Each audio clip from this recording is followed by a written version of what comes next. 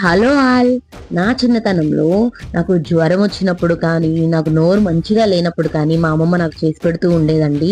నేను ఎంతో ఇష్టంగా తినేదాన్ని దీన్ని. ఉల్లిపాయ కారం అండి.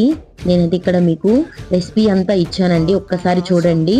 చూసారు కదండి ఫైనల్ అవుట్‌పుట్ ఎలా వచ్చిందో. మనం ఇప్పుడు ప్రాసెస్‌లోకి వెళ్ళిపోదాము. నేను ఇక్కడ 4 ఉల్లిపాయలు తీసుకున్నానండి.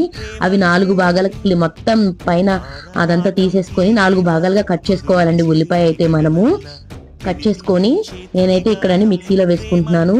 3 స్పూన్స్ కారం వేసుకున్నాను, 3 స్పూన్స్ సాల్ట్ వేసుకున్నాను, కొంచెం పసుపు వేసుకున్నాను, కోర్స్గా గ్రైండ్ చేసుకున్నానండి. ఇక్కడ తాలింపు పెట్టేసుకోవడమేనండి. ఇంకా తాలింపులోకి ఎండుమిర్చి, తాలింపు దినుసులు, కరివేపాకండి యూజ్ చేసేది.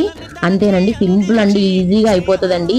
మన నోరు బాగోనప్పుడు కానీ, టైం లేనప్పుడు కానీ అసలు ఇది చేసుకొని బాయిల్డ్ ఎగ్ పెట్టుకొని తింటే మస్తు టేస్ట్ ఉంటుందండి.